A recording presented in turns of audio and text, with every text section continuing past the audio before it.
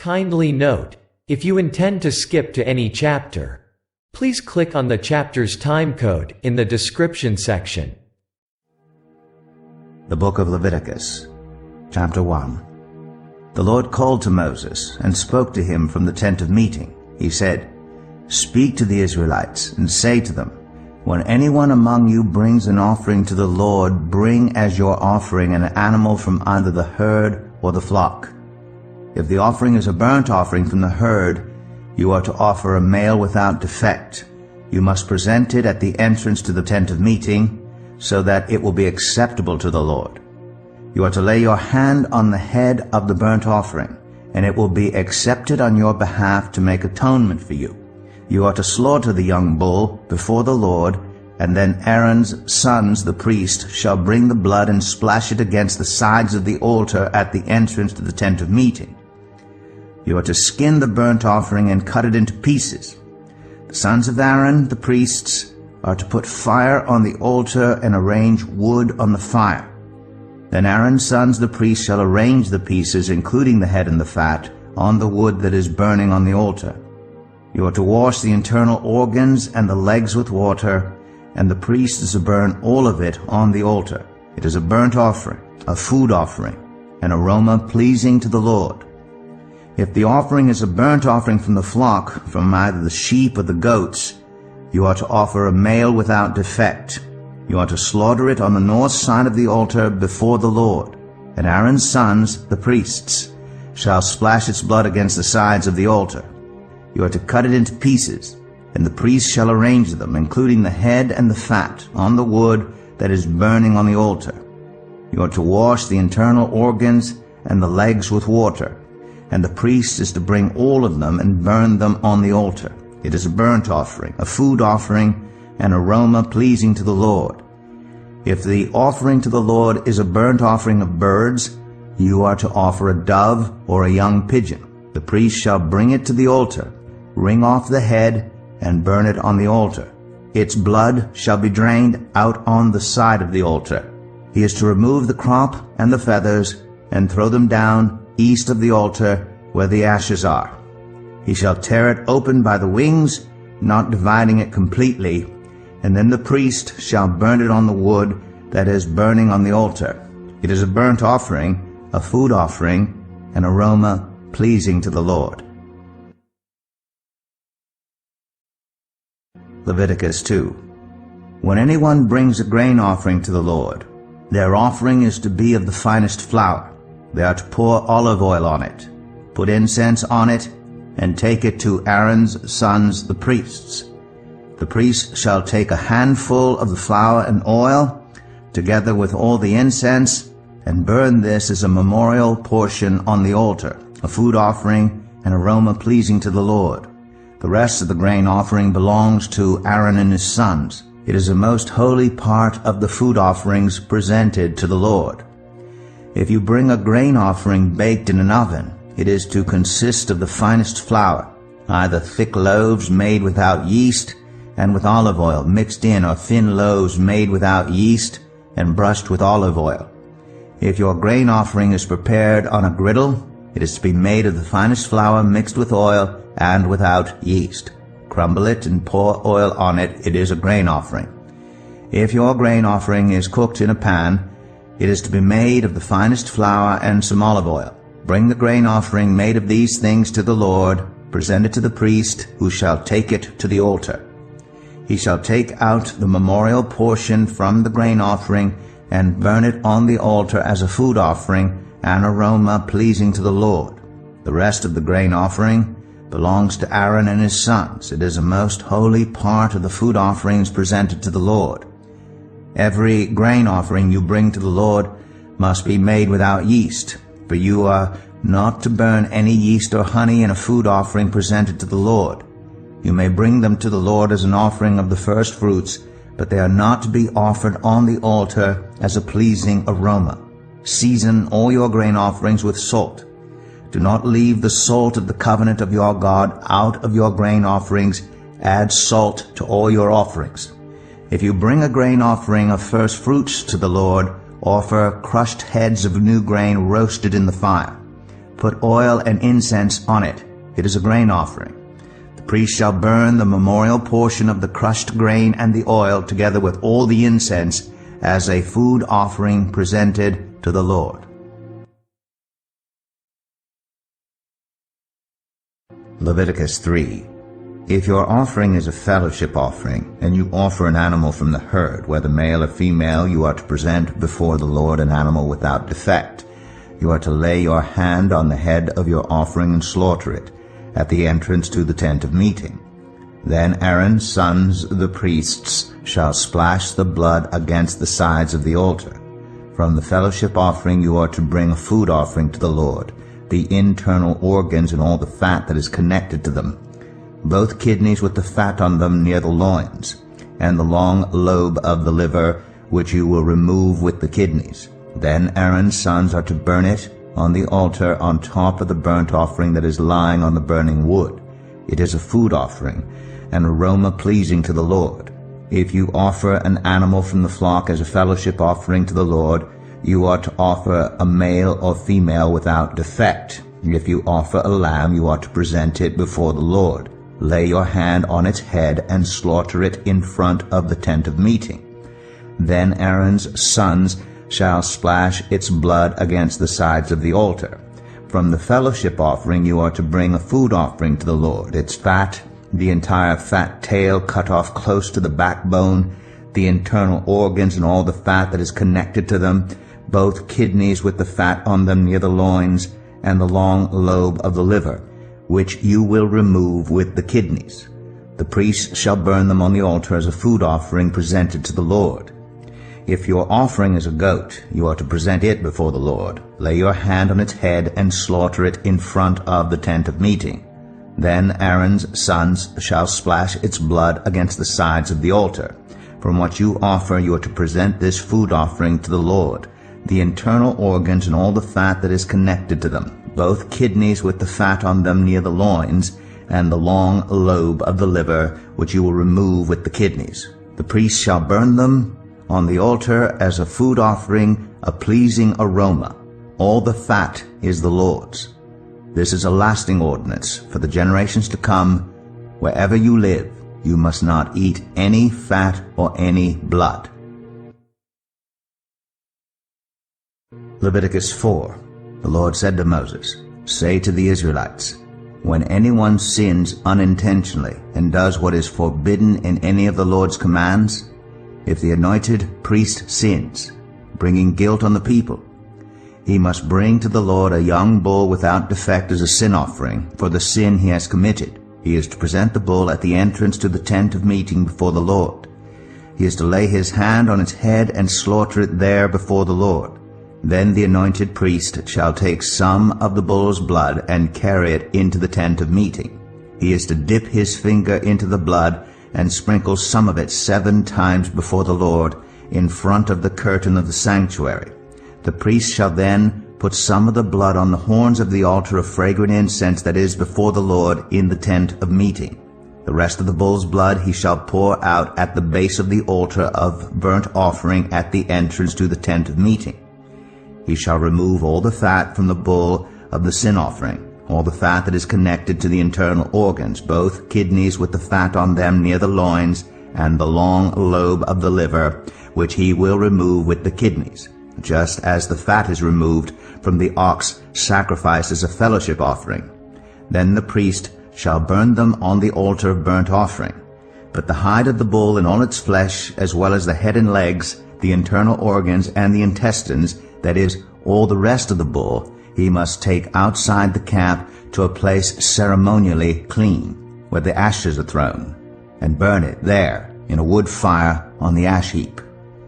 If the whole Israelite community sins unintentionally and does what is forbidden in any of the Lord's commands, even though the community is unaware of the matter, when they realize their guilt, and the sin they committed becomes known, the assembly must bring a young bull as a sin offering and present it before the tent of meeting. The elders of the community are to lay their hands on the bull's head before the Lord, and the bull shall be slaughtered before the Lord. Then the anointed priest is to take some of the bull's blood into the tent of meeting. He shall dip his finger into the blood and sprinkle it before the Lord 7 times in front of the curtain. He is to put some of the blood on the horns of the altar that is before the Lord in the tent of meeting. The rest of the blood he shall pour out at the base of the altar of burnt offering at the entrance to the tent of meeting. He shall remove all the fat from it and burn it on the altar, and do with this bull just as he did with the bull for the sin offering. In this way the priest will make atonement for the community, and they will be forgiven. Then he shall take the bull outside the camp and burn it as he burned the first bull. This is the sin offering for the community. When a leader sins unintentionally and does what is forbidden in any of the commands of the Lord his God, when he realizes his guilt and the sin he has committed becomes known, he must bring as his offering a male goat without defect. He is to lay his hand on the goat's head and slaughter it at the place where the burnt offering is slaughtered before the Lord. It is a sin offering. Then the priest shall take some of the blood of the sin offering with his finger and put it on the horns of the altar of burnt offering, and pour out the rest of the blood at the base of the altar. He shall burn all the fat on the altar as he burned the fat of the fellowship offering. In this way the priest will make atonement for the leader's sin, and he will be forgiven. If any member of the community sins unintentionally and does what is forbidden in any of the Lord's commands, when they realize their guilt and the sin they have committed becomes known, they must bring as their offering for the sin they committed a female goat without defect. They are to lay their hand on the head of the sin offering and slaughter it at the place of the burnt offering. Then the priest is to take some of the blood with his finger and put it on the horns of the altar of burnt offering, and pour out the rest of the blood at the base of the altar. They shall remove all the fat, just as the fat is removed from the fellowship offering, and the priest shall burn it on the altar as an aroma pleasing to the Lord. In this way the priest will make atonement for them, and they will be forgiven. If someone brings a lamb as their sin offering, they are to bring a female without defect. They are to lay their hand on its head and slaughter it for a sin offering at the place where the burnt offering is slaughtered. Then the priest shall take some of the blood of the sin offering with his finger and put it on the horns of the altar of burnt offering, and pour out the rest of the blood at the base of the altar.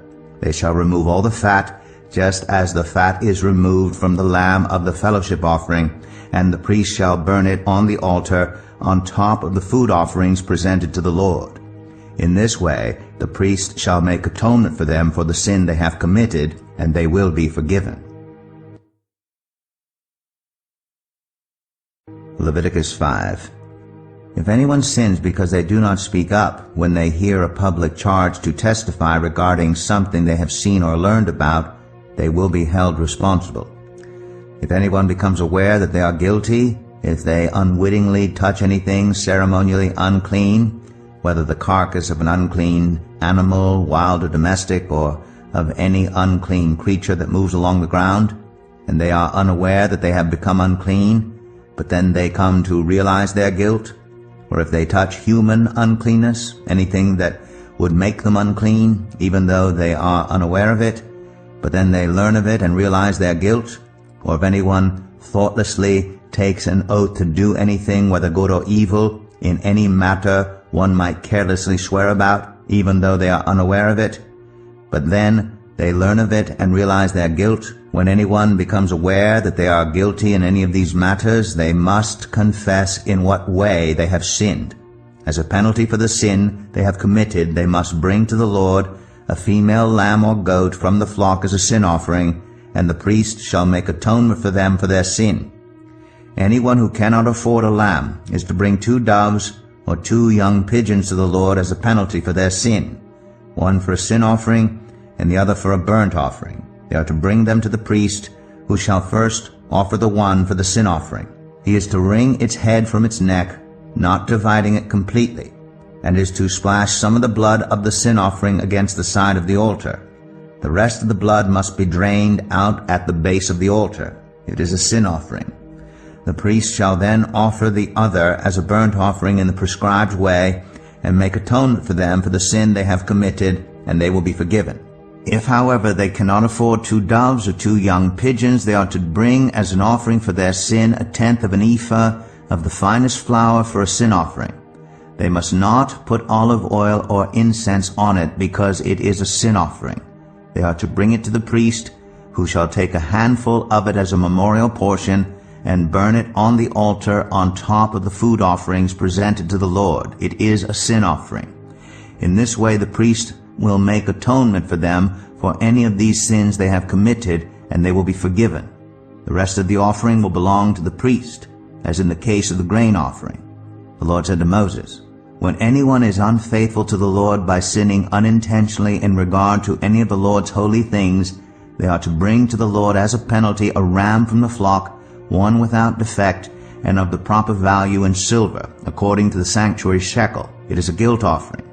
They must make restitution for what they have failed to do in regard to the holy things, pay an additional penalty of 1/5 of its value, and give it all to the priest. The priest will make atonement for them with the ram as a guilt offering, and they will be forgiven. If anyone sins and does what is forbidden in any of the Lord's commands, even though they do not know it, they are guilty and will be held responsible. They are to bring to the priest as a guilt offering a ram from the flock, one without defect and of the proper value. In this way the priest will make atonement for them for the wrong they have committed unintentionally, and they will be forgiven. It is a guilt offering. They have been guilty of wrongdoing against the Lord." Leviticus 6.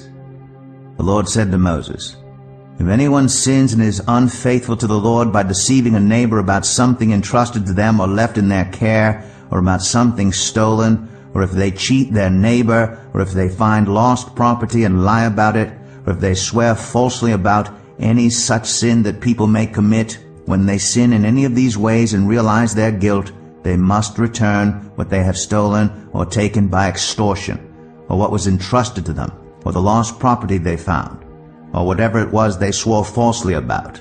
They must make restitution in full, and add 1/5 of the value to it, and give it all to the owner on the day they present their guilt offering. And as a penalty, they must bring to the priest, that is, to the Lord, their guilt offering, a ram from the flock, one without defect, and of the proper value.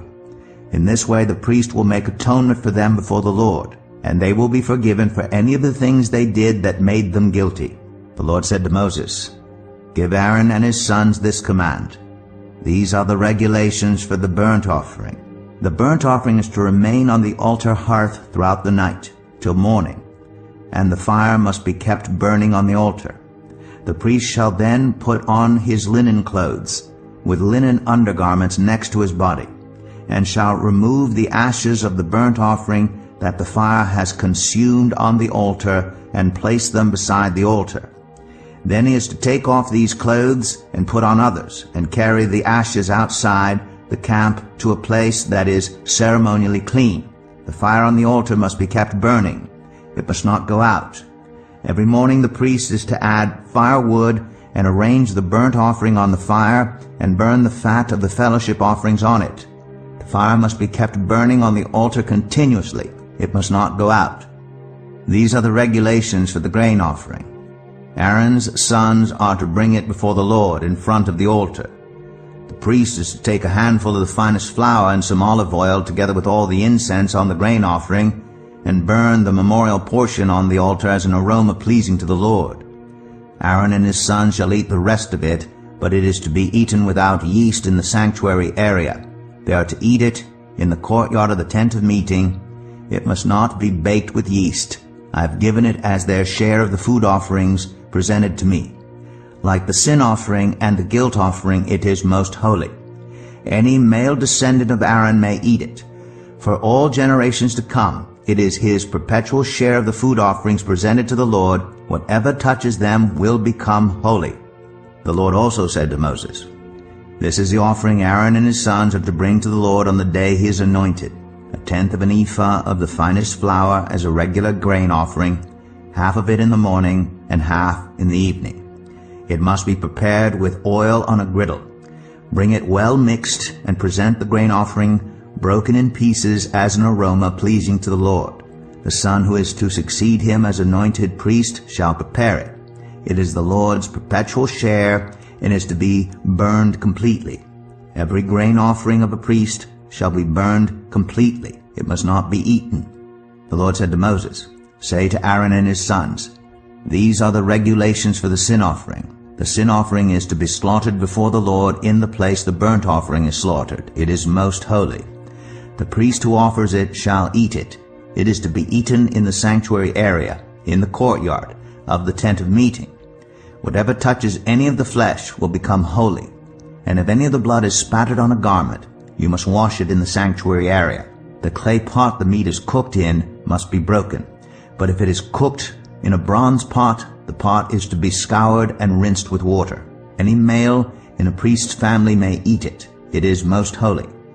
But any sin offering whose blood is brought into the tent of meeting to make atonement in the holy place must not be eaten. It must be burned up. Leviticus 7. These are the regulations for the guilt offering, which is most holy. The guilt offering is to be slaughtered in the place where the burnt offering is slaughtered, and its blood is to be splashed against the sides of the altar. All its fat shall be offered, the fat tail and the fat that covers the internal organs, both kidneys with the fat on them near the loins, and the long lobe of the liver, which is to be removed with the kidneys. The priest shall burn them on the altar as a food offering presented to the Lord. It is a guilt offering. Any male in a priest's family may eat it, but it must be eaten in the sanctuary area. It is most holy. The same law applies to both the sin offering and the guilt offering. They belong to the priest who makes atonement with them. The priest who offers a burnt offering for anyone may keep its hide for himself. Every grain offering baked in an oven or cooked in a pan or on a griddle belongs to the priest who offers it. And every grain offering, whether mixed with olive oil or dry, belongs equally to all the sons of Aaron. These are the regulations for the fellowship offering anyone may present to the Lord. If they offer it as an expression of thankfulness, then along with this thank offering they are to offer thick loaves made without yeast and with olive oil mixed in, thin loaves made without yeast and brushed with oil, and thick loaves of the finest flour well kneaded and with oil mixed in. Along with their fellowship offering of thanksgiving, they are to present an offering with thick loaves of bread made with yeast. They are to bring one of each kind as an offering, a contribution to the Lord. It belongs to the priest who splashes the blood of the fellowship offering against the altar. The meat of their fellowship offering of thanksgiving must be eaten on the day it is offered. They must leave none of it till morning. If, however, their offering is the result of a vow, or is a free will offering, the sacrifice shall be eaten on the day they offer it. But anything left over may be eaten on the next day. Any meat of the sacrifice left over till the third day must be burned up. If any meat of the fellowship offering is eaten on the third day, the one who offered it will not be accepted.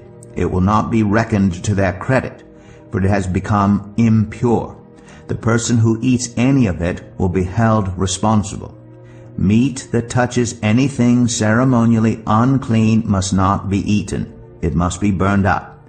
As for other meat, anyone ceremonially clean may eat it. But if anyone who is unclean eats any meat of the fellowship offering belonging to the Lord, they must be cut off from their people. Anyone who touches something unclean, whether human uncleanness or an unclean animal or any unclean creature that moves along the ground and then eats any of the meat of the fellowship offering belonging to the Lord, must be cut off from their people. The Lord said to Moses, Say to the Israelites, Do not eat any of the fat of cattle, sheep, or goats. The fat of an animal found dead or torn by wild animals may be used for any other purpose, but you must not eat it. Anyone who eats the fat of an animal from which a food offering may be presented to the Lord must be cut off from their people. And wherever you live, you must not eat the blood of any bird or animal. Anyone who eats blood must be cut off from their people. The Lord said to Moses, Say to the Israelites, Anyone who brings a fellowship offering to the Lord is to bring part of it as their sacrifice to the Lord. With their own hands they are to present the food offering to the Lord. They are to bring the fat together with the breast, and wave the breast before the Lord as a wave offering. The priest shall burn the fat on the altar, but the breast belongs to Aaron and his sons. You are to give the right thigh of your fellowship offerings to the priest as a contribution. The son of Aaron who offers the blood and the fat of the fellowship offering shall have the right thigh as his share. From the fellowship offerings of the Israelites I have taken the breast that is waved and the thigh that is presented, and have given them to Aaron the priest and his sons as their perpetual share from the Israelites. This is the portion of the food offerings presented to the Lord that were allotted to Aaron and his sons on the day they were presented to serve the Lord as priests. On the day they were anointed, the Lord commanded that the Israelites give this to them as their perpetual share for the generations to come. These then are the regulations for the burnt offering, the grain offering, the sin offering, the guilt offering, the ordination offering, and the fellowship offering, which the Lord gave Moses at Mount Sinai in the desert of Sinai on the day he commanded the Israelites to bring their offerings to the Lord. Leviticus 8. The Lord said to Moses, Bring Aaron and his sons, their garments, the anointing oil, the bull for the sin offering, the 2 rams and the basket containing bread made without yeast, and gather the entire assembly at the entrance to the tent of meeting. Moses did as the Lord commanded him, and the assembly gathered at the entrance to the tent of meeting. Moses said to the assembly, This is what the Lord has commanded to be done. Then Moses brought Aaron and his sons forward and washed them with water. He put the tunic on Aaron, tied the sash around him, clothed him with the robe, and put the ephod on him. He also fastened the ephod with the decorative waistband, which he tied around him. He placed the breastpiece on him and put the Urim and the Thummim in the breastpiece. Then he placed the turban on Aaron's head and set the gold plate, the sacred emblem, on the front of it, as the Lord commanded Moses. Then Moses took the anointing oil and anointed the tabernacle and everything in it, and so consecrated them. He sprinkled some of the oil on the altar 7 times, anointing the altar and all its utensils and the basin with its stand to consecrate them. He poured some of the anointing oil on Aaron's head and anointed him to consecrate him. Then he brought Aaron's sons forward, put tunics on them, tied sashes around them, and fastened caps on them as the Lord commanded Moses. He then presented the bull for the sin offering, and Aaron and his sons laid their hands on its head. Moses slaughtered the bull and took some of the blood, and with his finger he put it on all the horns of the altar to purify the altar. He poured out the rest of the blood at the base of the altar. So he consecrated it to make atonement for it. Moses also took all the fat around the internal organs, the long lobe of the liver, and both kidneys and their fat, and burned it on the altar.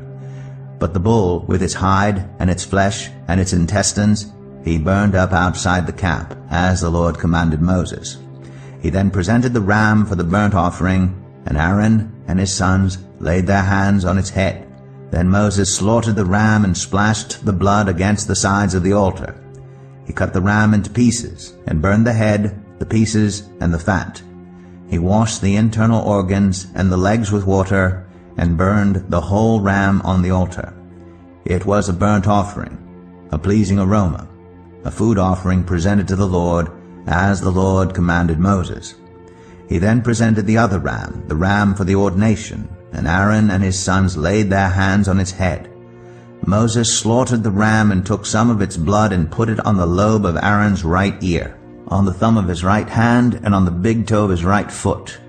Moses also brought Aaron's sons forward and put some of the blood on the lobes of their right ears, on the thumbs of their right hands, and on the big toes of their right feet. Then he splashed blood against the sides of the altar. After that he took the fat tail, all the fat around the internal organs, the long lobe of the liver, both kidneys and their fat, and the right thigh. And from the basket of bread made without yeast, which was before the Lord, he took one thick loaf with olive oil mixed in, and one thin loaf, and he put these on the fat portions and on the right thigh. He put all these in the hands of Aaron and his sons, and they waved them before the Lord as a wave offering. Then Moses took them from their hands and burned them on the altar on top of the burnt offering as an ordination offering of pleasing aroma, a food offering presented to the Lord. Moses also took the breast, which was his share of the ordination ram, and waved it before the Lord as a wave offering, as the Lord commanded Moses. Then Moses took some of the anointing oil and some of the blood from the altar, and sprinkled them on Aaron and his garments, and on his sons and their garments. So he consecrated Aaron and his garments, and his sons and their garments. Moses then said to Aaron and his sons, "Cook the meat at the entrance to the tent of meeting, and eat it there with the bread from the basket of ordination offerings, as I was commanded. Aaron and his sons are to eat it. Then burn up the rest of the meat and the bread. Do not leave the entrance to the tent of meeting for 7 days until the days of your ordination are completed, for your ordination will last 7 days. What has been done today was commanded by the Lord to make atonement for you. You must stay at the entrance to the tent of meeting day and night for 7 days and do what the Lord requires, so you will not die, for that is what I have been commanded." So Aaron and his sons did everything the Lord commanded through Moses.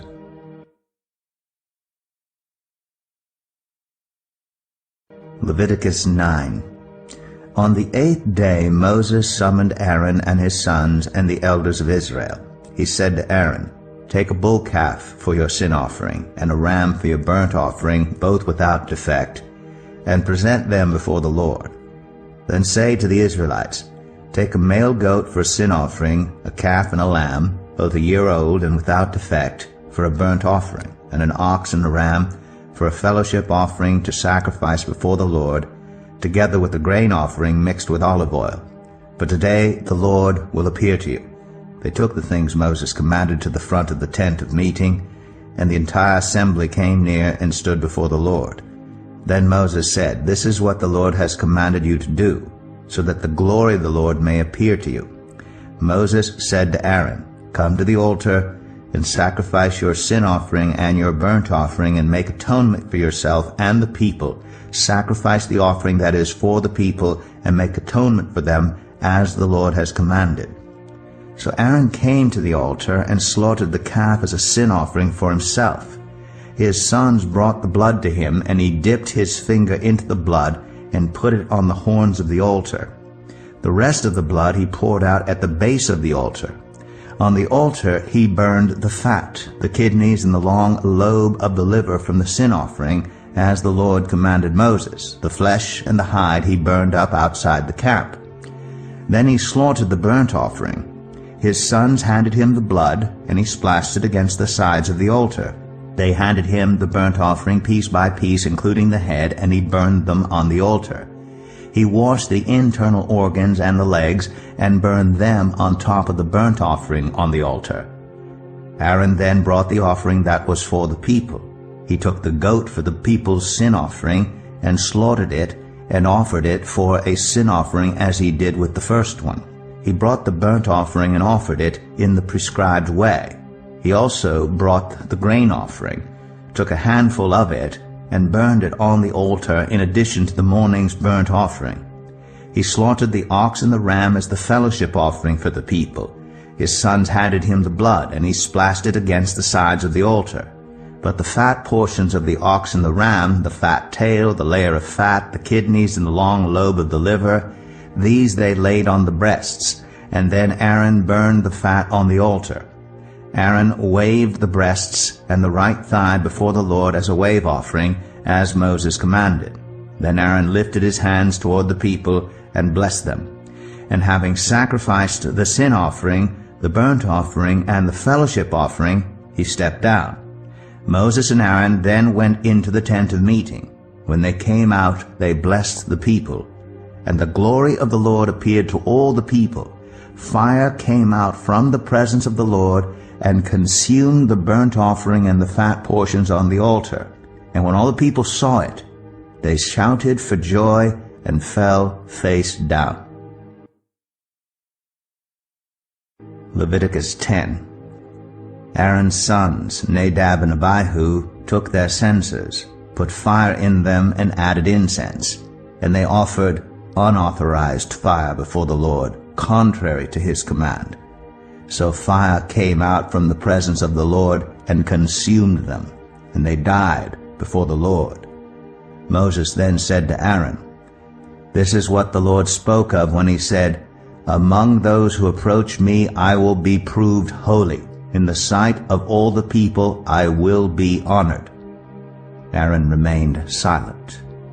Moses summoned Mishael and Elzaphan, sons of Aaron's uncle Uzziel, and said to them, "Come here, carry your cousins outside the camp, away from the front of the sanctuary." So they came and carried them, still in their tunics, outside the camp, as Moses ordered. Then Moses said to Aaron and his sons Eleazar and Ithamar, "Do not let your hair become unkempt, and do not tear your clothes, or you will die, and the Lord will be angry with the whole community. But your relatives, all the Israelites, may mourn for those the Lord has destroyed by fire. Do not leave the entrance to the tent of meeting, or you will die, because the Lord's anointing oil is on you." So they did as Moses said. And then the Lord said to Aaron, "You and your sons are not to drink wine or other fermented drink whenever you go into the tent of meeting, or you will die. This is a lasting ordinance for the generations to come, so that you can distinguish between the holy and the common, between the unclean and the clean, and so you can teach the Israelites all the decrees the Lord has given them through Moses." Moses said to Aaron and his remaining sons Eleazar and Ithamar, "Take the grain offering left over from the food offerings, prepared without yeast, and present it to the Lord, and eat it beside the altar, for it is most holy. Eat it in the sanctuary area, because it is your share and your son's share of the food offerings presented to the Lord, for so I have been commanded. But you and your sons and your daughters may eat the breast that was waved and the thigh that was presented. Eat them in a ceremonially clean place. They have been given to you, and your children as your share of the Israelites' fellowship offerings. The thigh that was presented and the breast that was waved must be brought with the fat portions of the food offerings, to be waved before the Lord as a wave offering. This will be the perpetual share for you and your children, as the Lord has commanded." When Moses inquired about the goat of the sin offering, and found that it had been burned up, he was angry with Eleazar and Ithamar, Aaron's remaining sons, and asked, "Why didn't you eat the sin offering in the sanctuary area? It is most holy. It was given to you to take away the guilt of the community by making atonement for them before the Lord. Since its blood was not taken into the holy place, you should have eaten the goat in the sanctuary area as I commanded." Aaron replied to Moses, "Today they sacrifice their sin offering and their burnt offering before the Lord, but such things as this have happened to me. Would the Lord have been pleased if I had eaten the sin offering today?" When Moses heard this, he was satisfied. Leviticus 11. The Lord said to Moses and Aaron, "Say to the Israelites, of all the animals that live on land, these are the ones you may eat. You may eat any animal that has a divided hoof and that chews the cud. There are some that only chew the cud or only have a divided hoof, but you must not eat them. The camel, though it chews the cud, does not have a divided hoof. It is ceremonially unclean for you. The hyrax, though it chews the cud, does not have a divided hoof. It is unclean for you. The rabbit, though it chews the cud, does not have a divided hoof. It is unclean for you. And the pig, though it has a divided hoof, does not chew the cud. It is unclean for you. You must not eat their meat or touch their carcasses. They are unclean for you. Of all the creatures living in the water of the seas and the streams, you may eat any that have fins and scales. But all creatures in the seas or streams that do not have fins and scales, whether among all the swarming things or among all the other living creatures in the water, you are to regard as unclean. And since you are to regard them as unclean, you must not eat their meat. You must regard their carcasses as unclean. Anything living in the water that does not have fins and scales is to be regarded as unclean by you. These are the birds you are to regard as unclean and not eat because they are unclean: the eagle, the vulture, the black vulture, the red kite, any kind of black kite, any kind of raven, the horned owl, the screech owl, the gull, any kind of hawk, the little owl, the cormorant, the great owl, the white owl, the desert owl, the osprey, the stork, any kind of heron, the hoopoe, and the bat. All flying insects that walk on all fours are to be regarded as unclean by you. There are, however, some flying insects that walk on all fours that you may eat, those that have jointed legs for hopping on the ground. Of these you may eat any kind of locust, katyd, cricket, or grasshopper. But all other flying insects that have 4 legs you are to regard as unclean. You will make yourselves unclean by these. Whoever touches their carcasses will be unclean till evening. Whoever picks up one of their carcasses must wash their clothes, and they will be unclean till evening. Every animal that does not have a divided hoof, or that does not chew the cud, is unclean for you. Whoever touches the carcass of any of them will be unclean. Of all the animals that walk on all fours, those that walk on their paws are unclean for you. Whoever touches their carcasses will be unclean till evening. Anyone who picks up their carcasses must wash their clothes, and they will be unclean till evening. These animals are unclean for you. Of the animals that move along the ground, these are unclean for you: the weasel, the rat, any kind of great lizard, the gecko, the monitor lizard, the wall lizard, the skink, and the chameleon. Of all those that move along the ground, these are unclean for you. Whoever touches them, when they are dead, will be unclean till evening. When one of them dies and falls on something, that article, whatever its use, will be unclean, whether it is made of wood, cloth, hide, or sackcloth. Put it in water. It will be unclean till evening, and then it will be clean. If one of them falls into a clay pot, everything in it will be unclean, and you must break the pot. Any food you are allowed to eat that has come into contact with water from any such pot is unclean, and any liquid that is drunk from such a pot is unclean. Anything that one of their carcasses falls on becomes unclean. An oven or cooking pot must be broken up. They are unclean, and you are to regard them as unclean. A spring, however, or a cistern for collecting water remains clean, but anyone who touches one of these carcasses is unclean. If a carcass falls on any seeds that are to be planted, they remain clean.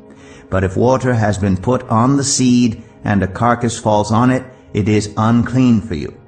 If an animal that you are allowed to eat dies, anyone who touches its carcass will be unclean till evening.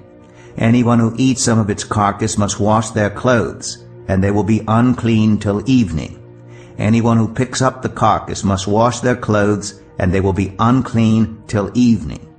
Every creature that moves along the ground is to be regarded as unclean. It is not to be eaten. You are not to eat any creature that moves along the ground, whether it moves on its belly or walks on all fours or on many feet. It is unclean. Do not defile yourselves by any of these creatures. Do not make yourselves unclean by means of them, or be made unclean by them. I am the Lord your God. Consecrate yourselves and be holy, because I am holy. Do not make yourselves unclean by any creature that moves along the ground. I am the Lord, who brought you up out of Egypt to be your God. Therefore be holy, because I am holy. These are the regulations concerning animals, birds, every living thing that moves about in the water, and every creature that moves along the ground. You must distinguish between the unclean and the clean, between living creatures that may be eaten and those that may not be eaten.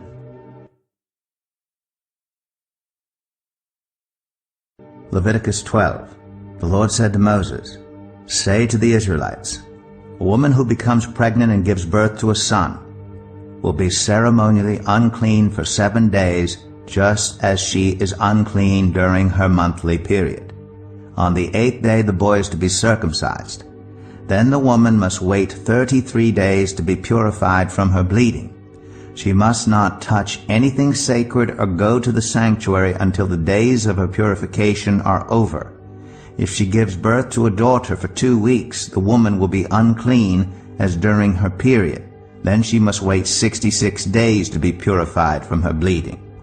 When the days of her purification for a son or daughter are over, she is to bring to the priest at the entrance to the tent of meeting a year-old lamb for a burnt offering, and a young pigeon or a dove for a sin offering. He shall offer them before the Lord to make atonement for her, and then she will be ceremonially clean from her flow of blood. These are the regulations for the woman who gives birth to a boy or a girl. If she cannot afford a lamb, she is to bring 2 doves or 2 young pigeons, one for a burnt offering and the other for a sin offering. In this way, the priest will make atonement for her, and she will be clean. Leviticus 13. The Lord said to Moses and Aaron, "When anyone has a swelling or a rash or a shiny spot on their skin that may be a defiling skin disease, they must be brought to Aaron the priest or to one of his sons who is a priest.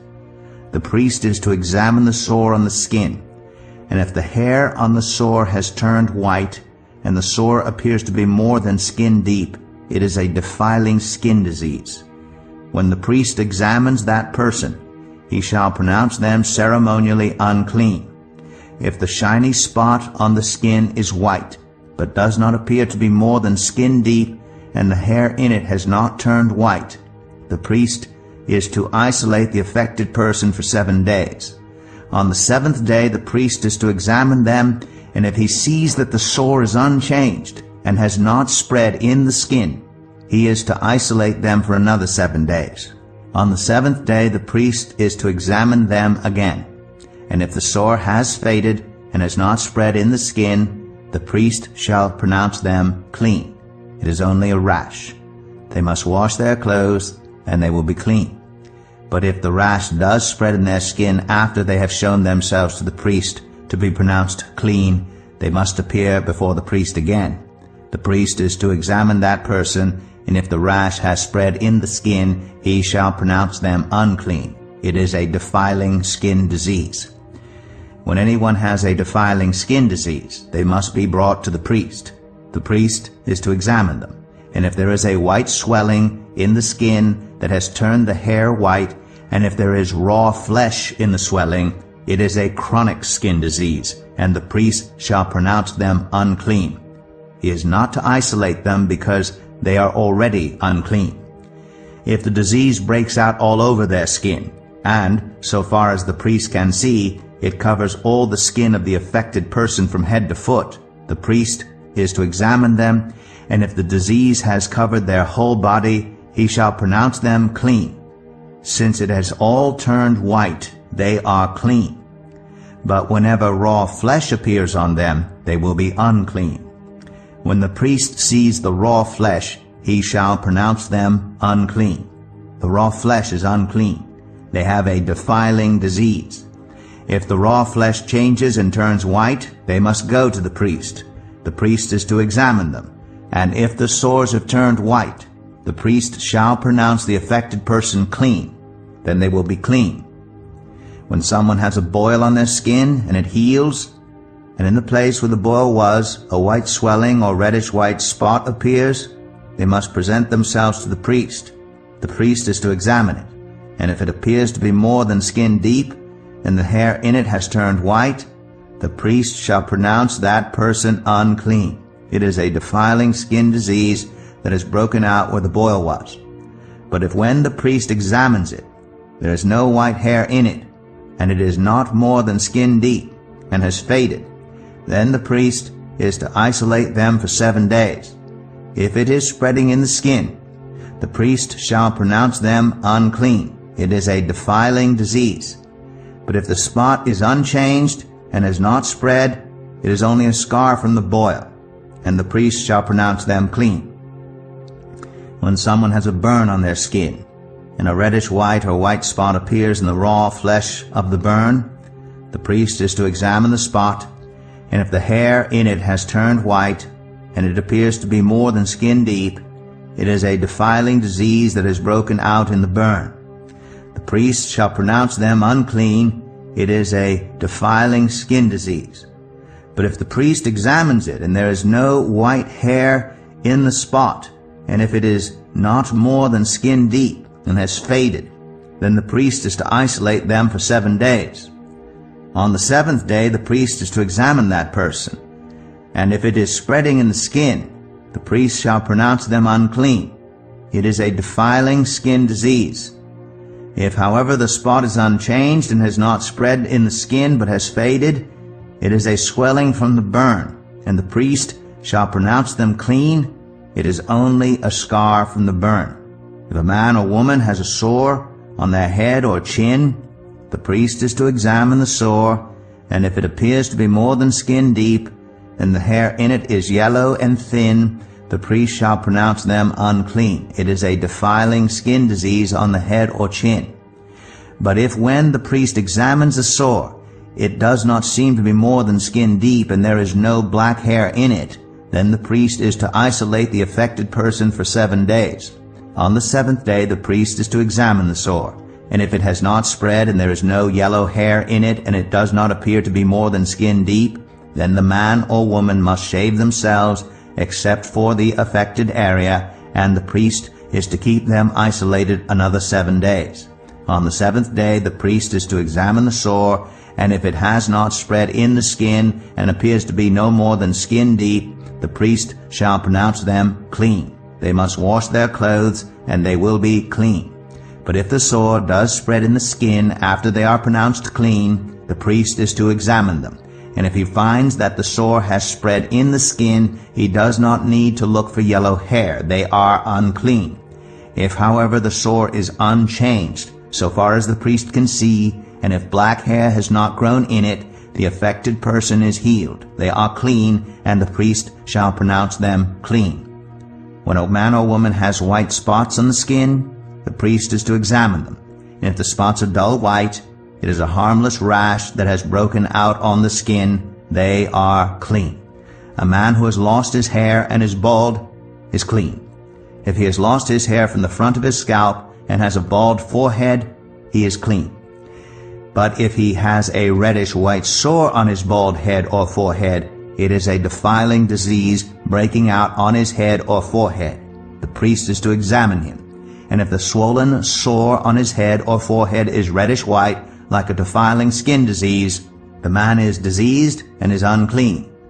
The priest shall pronounce him unclean because of the sore on his head. Anyone with such a defiling disease must wear torn clothes. Let their hair be unkempt, cover the lower part of their face, and cry out, "Unclean, unclean." As long as they have the disease, they remain unclean. They must live alone. They must live outside the camp. As for any fabric that is spoiled with a defiling mold, any woolen or linen clothing, any woven or knitted material of linen or wool, any leather, or anything made of leather, if the affected area in the fabric, the leather, the woven or knitted material, or any leather article is greenish or reddish, it is a defiling mold. It must be shown to the priest. The priest is to examine the affected area and isolate the article for 7 days. On the 7th day he is to examine it, and if the mold has spread in the fabric, the woven or knitted material, or the leather, whatever its use, it is a persistent defiling mold. The article is unclean. He must burn the fabric, the woven or knitted material of wool or linen, or any leather article that has been spoiled, because the defiling mold is persistent. The article must be burned. But if when the priest examines it, the mold has not spread in the fabric, the woven or knitted material, or the leather article, he shall order that the spoiled article be washed. Then he is to isolate it for another 7 days. After the article has been washed, the priest is to examine it again. And if the mold has not changed its appearance, even though it has not spread, it is unclean. Burn it, no matter which side of the fabric has been spoiled. If when the priest examines it, the mold has faded after the article has been washed, he is to tear the spoiled part out of the fabric, the leather, or the woven or knitted material. But if it reappears in the fabric, in the woven or knitted material, or in the leather article. It is a spreading mold. Whatever has the mold must be burned.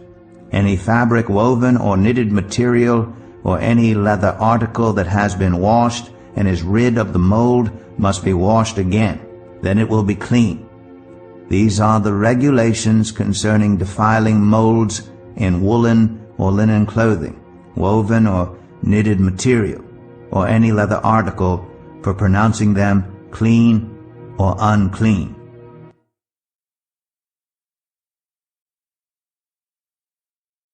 Leviticus 14. The Lord said to Moses, "These are the regulations for any diseased person at the time of their ceremonial cleansing when they are brought to the priest. The priest is to go outside the camp and examine them. If they had been healed of their defiling skin disease, the priest shall order the 2 live clean birds and some cedar wood, scarlet yarn, and hyssop be brought for the person to be cleansed. Then the priest shall order that one of the birds be killed over fresh water in a clay pot. He is then to take the live bird and dip it together with the cedar wood, the scarlet yarn, and the hyssop into the blood of the bird that was killed over the fresh water. 7 times he shall sprinkle the one to be cleansed of the defiling disease, and then pronounce them clean. After that he is to release the live bird in the open fields. The person to be cleansed must wash their clothes, shave off all their hair, and bathe with water. Then they will be ceremonially clean. After this they may come into the camp, but they must stay outside their tent for 7 days. On the 7th day they must shave off all their hair. They must shave their head, their beard, their eyebrows, and the rest of their hair. They must wash their clothes and bathe themselves with water, and they will be clean. On the 8th day they must bring 2 male lambs and 1 ewe lamb, a year old, each without defect, along with 3/10 of an ephah of the finest flour mixed with olive oil for a grain offering, and 1 log of oil. The priest who pronounces them clean shall present both the one to be cleansed and their offerings before the Lord at the entrance to the tent of meeting.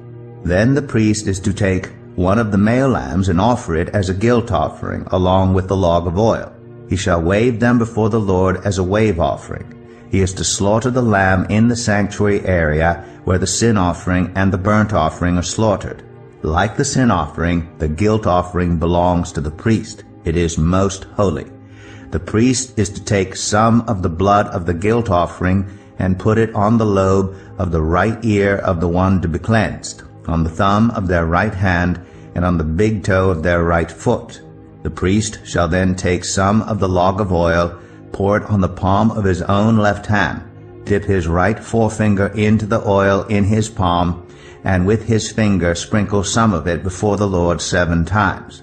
The priest is to put some of the oil remaining in his palm on the lobe of the right ear of the one to be cleansed, on the thumb of their right hand, and on the big toe of their right foot, on top of the blood of the guilt offering.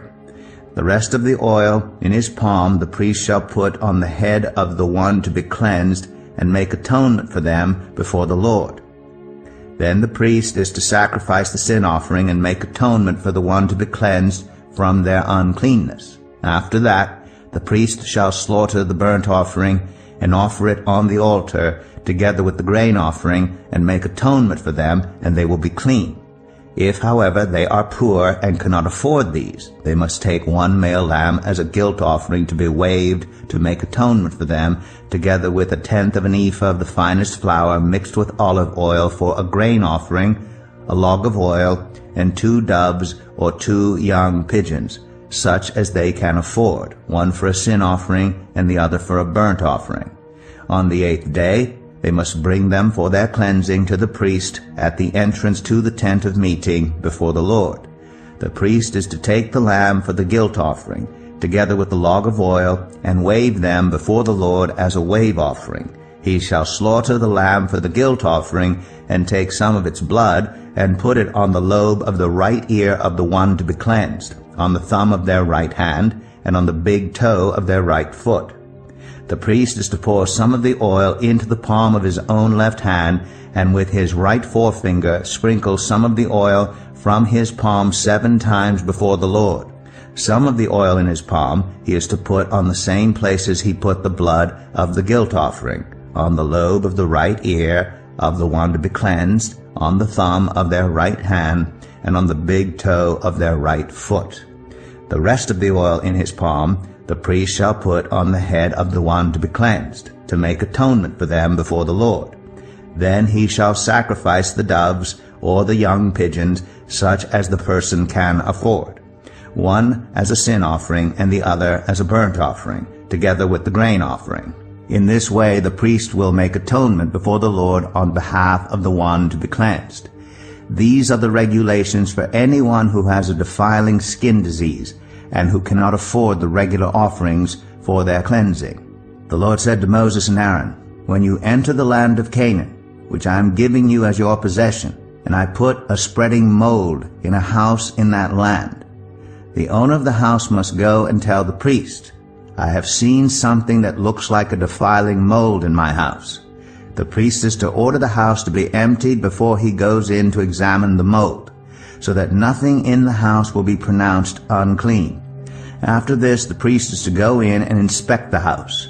He is to examine the mold on the walls, and if it has greenish or reddish depressions that appear to be deeper than the surface of the wall, the priest shall go out of the doorway of the house and close it up for 7 days.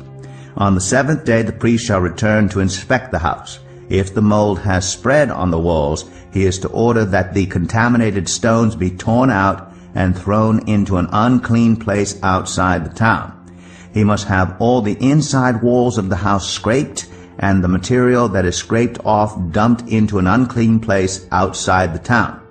Then they are to take other stones to replace these, and take new clay and plaster the house. If the defiling mold reappears in the house after the stones have been torn out, and the house scraped and plastered, the priest is to go and examine it. And if the mold has spread in the house, it is a persistent, defiling mold. The house is unclean. It must be torn down, its stones, timbers, and all the plaster, and taken out of the town to an unclean place. Anyone who goes into the house while it is closed up will be unclean till evening. Anyone who sleeps or eats in the house must wash their clothes. But if the priest comes to examine it, and the mold has not spread after the house has been plastered, he shall pronounce the house clean, because the defiling mold is gone. To purify the house, he is to take 2 birds and some cedar wood, scarlet yarn, and hyssop. He shall kill one of the birds over fresh water in a clay pot. Then he is to take the cedar wood, the hyssop, the scarlet yarn, and the live bird, dip them into the blood of the dead bird and the fresh water, and sprinkle the house 7 times. He shall purify the house with the bird's blood, the fresh water, the live bird, the cedar wood, the hyssop, and the scarlet yarn. Then he is to release the live bird in the open fields outside the town. In this way he will make atonement for the house, and it will be clean. These are the regulations for any defiling skin disease, for a sore, for defiling molds in fabric or in a house, and for a swelling, a rash, or a shiny spot, to determine whether something is clean or unclean. These are the regulations for defiling skin disease and defiling molds.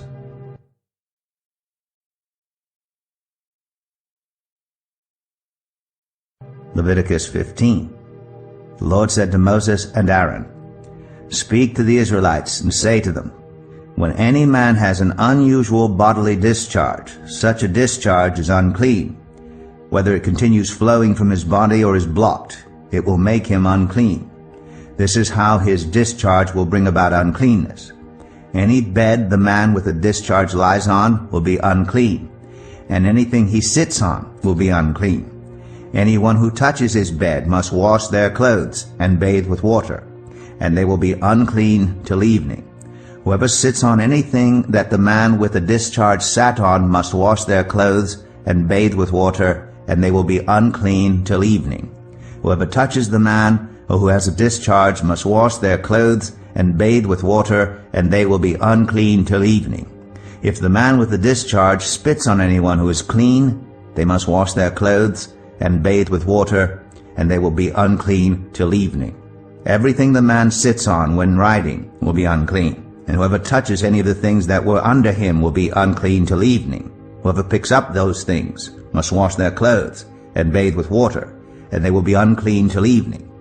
Anyone the man with the discharge touches, without rinsing his hands with water, must wash their clothes and bathe with water, and they will be unclean till evening. A clay pot that the man touches must be broken, and any wooden article is to be rinsed with water.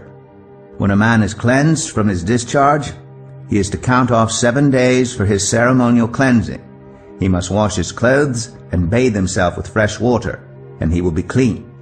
On the 8th day he must take 2 doves or 2 young pigeons and come before the Lord to the entrance to the tent of meeting and give them to the priest.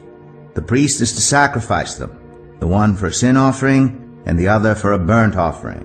In this way he will make atonement before the Lord for the man because of his discharge. When a man has an emission of semen, he must bathe his whole body with water, and he will be unclean till evening.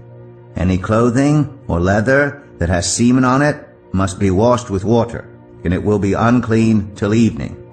When a man has sexual relations with a woman, and there is an emission of semen, both of them must bathe with water, and they will be unclean till evening. When a woman has her regular flow of blood, the impurity of her monthly period will last 7 days, and anyone who touches her will be unclean till evening. Anything she lies on during her period will be unclean, and anything she sits on will be unclean. Anyone who touches her bed will be unclean. They must wash their clothes and bathe with water, and they will be unclean till evening.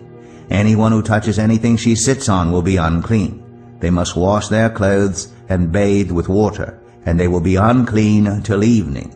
Whether it is the bed or anything she was sitting on, when anyone touches it, they will be unclean till evening. If a man has sexual relations with her, and her monthly flow touches him, he will be unclean for 7 days. Any bed he lies on will be unclean. When a woman has a discharge of blood for many days at a time other than her monthly period, or has a discharge that continues beyond her period, she will be unclean as long as she has the discharge, just as in the days of her period. Any bed she lies on while her discharge continues will be unclean, as is her bed during her monthly period. And anything she sits on will be unclean as during her period.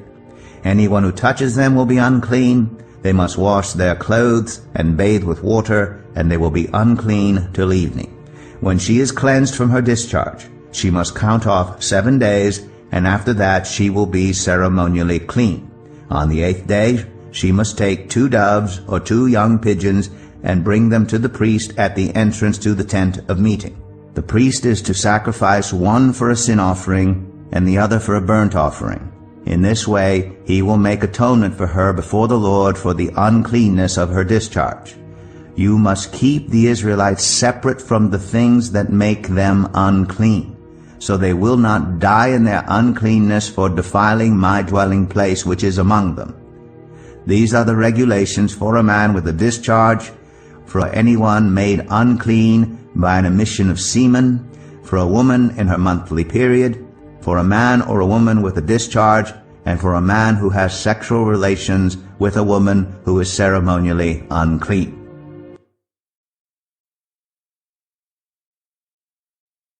Leviticus 16. The Lord spoke to Moses after the death of the 2 sons of Aaron who died when they approached the Lord. The Lord said to Moses, "Tell your brother Aaron that he is not to come whenever he chooses into the most holy place behind the curtain in front of the atonement cover on the ark, or else he will die. For I will appear in the cloud over the atonement cover. This is how Aaron is to enter the most holy place. He must first bring a young bull for a sin offering and a ram for a burnt offering. He is to put on the sacred linen tunic, with linen undergarments next to his body. He is to tie the linen sash around him and put on the linen turban. These are sacred garments, so he must bathe himself with water before he puts them on. From the Israelite community he is to take 2 male goats for a sin offering and a ram for a burnt offering. Aaron is to offer the bull for his own sin offering to make atonement for himself and his household. Then he is to take the 2 goats and present them before the Lord at the entrance to the tent of meeting. He is to cast lots for the 2 goats, 1 lot for the Lord and the other for the scapegoat. Aaron shall bring the goat whose lot falls to the Lord and sacrifice it for a sin offering. But the goat chosen by lot as the scapegoat shall be presented alive before the Lord to be used for making atonement by sending it into the wilderness as a scapegoat. Aaron shall bring the bull for his own sin offering to make atonement for himself and his household. And he is to slaughter the bull for his own sin offering. He is to take a censer full of burning coals from the altar before the Lord, and 2 handfuls of finely ground fragrant incense, and take them behind the curtain. He is to put the incense on the fire before the Lord, and the smoke of the incense will conceal the atonement cover above the tablets of the covenant law, so that he will not die. He is to take some of the bull's blood, and with his finger sprinkle it on the front of the atonement cover. Then he shall sprinkle some of it with his finger 7 times before the atonement cover. He shall then slaughter the goat for the sin offering for the people, and take its blood behind the curtain, and do with it as he did with the bull's blood. He shall sprinkle it on the atonement cover and in front of it. In this way he will make atonement for the most holy place because of the uncleanness and rebellion of the Israelites, whatever their sins have been. He is to do the same for the tent of meeting, which is among them in the midst of their uncleanness. No one is to be in the tent of meeting from the time Aaron goes in to make atonement in the most holy place until he comes out, having made atonement for himself, his household, and the whole community of Israel. Then he shall come out to the altar, that is, before the Lord, and make atonement for it. He shall take some of the bull's blood and some of the goat's blood, and put it on all the horns of the altar. He shall sprinkle some of the blood on it with his finger 7 times to cleanse it and to consecrate it from the uncleanness of the Israelites. When Aaron has finished making atonement for the most holy place, the tent of meeting, and the altar, he shall bring forward the live goat. He is to lay both hands on the head of the live goat and confess over it all the wickedness and rebellion of the Israelites, all their sins, and put them on the goat's head. He shall send the goat away into the wilderness in the care of someone appointed for the task. The goat will carry on itself all their sins to a remote place, and the man shall release it in the wilderness. Then Aaron is to go into the tent of meeting, and take off the linen garments he put on before he entered the most holy place, and he is to leave them there. He shall bathe himself with water in the sanctuary area, and put on his regular garments. Then he shall come out and sacrifice the burnt offering for himself, and the burnt offering for the people, to make atonement for himself and for the people. He shall also burn the fat of the sin offering on the altar. The man who releases the goat as a scapegoat must wash his clothes and bathe himself with water. Afterward he may come into the camp. The bull and the goat for the sin offerings, whose blood was brought into the most holy place to make atonement, must be taken outside the camp. Their hides, flesh, and intestines are to be burned up. The man who burns them must wash his clothes and bathe himself with water. Afterward he may come into the camp. This is to be a lasting ordinance for you. On the 10th day of the 7th month you must deny yourselves and not do any work, whether native born or a foreigner residing among you, because on this day atonement will be made for you, to cleanse you. Then before the Lord you will be clean from all your sins. It is a day of Sabbath rest, and you must deny yourselves. It is a lasting ordinance. The priest who is anointed and ordained to succeed his father as high priest is to make atonement. He is to put on the sacred linen garments and make atonement for the most holy place, for the tent of meeting and the altar, and for the priests and all the members of the community. This is to be a lasting ordinance for you. Atonement is to be made once a year for all the sins of the Israelites. And it was done, as the Lord commanded Moses.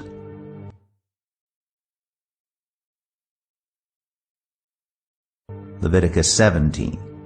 The Lord said to Moses, "Speak to Aaron and his sons, and to all the Israelites, and say to them, This is what the Lord has commanded. Any Israelite who sacrifices an ox, a lamb or a goat, in the camp or outside of it, instead of bringing it to the entrance to the tent of meeting, to present it as an offering to the Lord in front of the tabernacle of the Lord, that person shall be considered guilty of bloodshed. They have shed blood and must be cut off from their people. This is so the Israelites will bring to the Lord the sacrifices they are now making in the open fields. They must bring them to the priest, that is, to the Lord, at the entrance to the tent of meeting, and sacrifice them as fellowship offerings. The priest is to splash the blood against the altar of the Lord at the entrance to the tent of meeting, and burn the fat as an aroma pleasing to the Lord. They must no longer offer any of their sacrifices to the goat idols, to whom they prostitute themselves. This is to be a lasting ordinance for them, and for the generations to come. Say to them, any Israelite or any foreigner residing among them who offers a burnt offering or sacrifice and does not bring it to the entrance to the tent of meeting to sacrifice it to the Lord must be cut off from the people of Israel. I will set my face against any Israelite or any foreigner residing among them who eats blood, and I will cut them off from the people. For the life of a creature is in the blood, and I have given it to you to make atonement for yourselves on the altar. It is the blood that makes atonement for one's life. Therefore I say to the Israelites, none of you may eat blood, nor may any foreigner residing among you eat blood. Any Israelite or any foreigner residing among you who hunts any animal or bird that may be eaten must drain out the blood and cover it with earth, because the life of every creature is its blood. That is why I have said to the Israelites, you must not eat the blood of any creature, because the life of every creature is its blood. Anyone who eats it must be cut off. Anyone, whether native born or foreigner, who eats anything found dead or torn by wild animals must wash their clothes and bathe with water, and they will be ceremonially unclean till evening. Then they will be clean. But if they do not wash their clothes and bathe themselves, they will be held responsible. Leviticus 18. The Lord said to Moses, speak to the Israelites and say to them, I am the Lord your God. You must not do as they do in Egypt, where you used to live, and you must not do as they do in the land of Canaan, where I am bringing you. Do not follow their practices. You must obey my laws and be careful to follow my decrees. I am the Lord your God. Keep my decrees and laws, for the person who obeys them will live by them. I am the Lord. No one is to approach any close relative to have sexual relations. I am the Lord. Do not dishonor your father by having sexual relations with your mother. She is your mother. Do not have relations with her. Do not have sexual relations with your father's wife. That would dishonor your father. Do not have sexual relations with your sister, either your father's daughter or your mother's daughter, whether she was born in the same home or elsewhere. Do not have sexual relations with your son's daughter or your daughter's daughter. That would dishonor you. Do not have sexual relations with the daughter of your father's wife, born to your father. She is your sister. Do not have sexual relations with your father's sister. She is your father's close relative. Do not have sexual relations with your mother's sister, because she is your mother's close relative. Do not dishonor your father's brother by approaching his wife to have sexual relations. She is your aunt. Do not have sexual relations with your daughter-in-law. She is your son's wife. Do not have relations with her. Do not have sexual relations with your brother's wife. That would dishonor your brother. Do not have sexual relations with both a woman and her daughter. Do not have sexual relations with either her son's daughter or her daughter's daughter. They are close relatives. That is wickedness. Do not take your wife's sister as a rival wife and have sexual relations with her while your wife is living. Do not approach a woman to have sexual relations during the uncleanness of her monthly period. Do not have sexual relations with your neighbor's wife and defile yourself with her. Do not give any of your children to be sacrificed to Moloch, for you must not profane the name of your God. I am the Lord. Do not have sexual relations with a man as one does with a woman. That is detestable. Do not have sexual relations with an animal and defile yourself with it. A woman must not present herself to an animal to have sexual relations with it. That is a perversion. Do not defile yourselves in any of these ways, because this is how the nations that I am going to drive out before you became defiled. Even the land was defiled, so I punished it for its sin, and the land vomited out its inhabitants. But you must keep my decrees and my laws. The native-born and the foreigners residing among you must not do any of these detestable things, for all these things were done by the people who lived in the land before you, and the land became defiled. And if you defile the land, it will vomit you out as it vomited out the nations that were before you. Everyone who does any of these detestable things, such persons must be cut off from their people. Keep my requirements, and do not follow any of the detestable customs that were practiced before you came, and do not defile yourselves with them. I am the Lord your God. Leviticus 19. The Lord said to Moses, Speak to the entire assembly of Israel and say to them, Be holy, because I, the Lord your God, am holy. Each of you must respect your mother and father, and you must observe my Sabbaths. I am the Lord your God. Do not turn to idols, or make metal gods for yourselves. I am the Lord your God. When you sacrifice a fellowship offering to the Lord, sacrifice it in such a way that it will be accepted on your behalf. It shall be eaten on the day you sacrifice it, or on the next day. Anything left over until the third day must be burned up.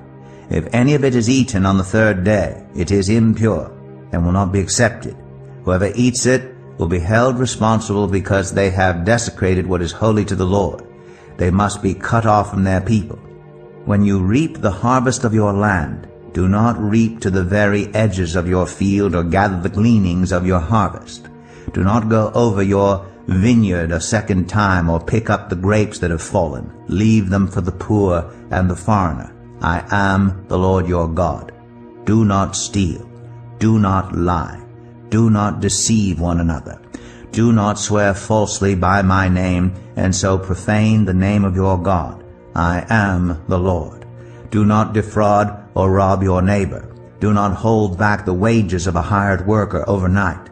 Do not curse the deaf, or put a stumbling block in front of the blind, but fear your God. I am the Lord.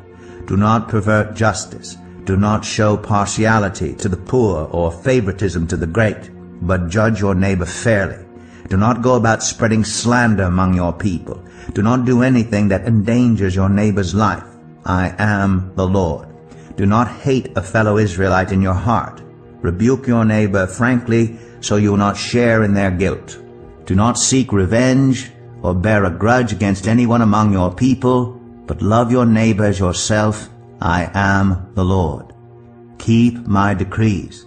Do not mate different kinds of animals. Do not plant your field with two kinds of seed. Do not wear clothing woven of two kinds of material.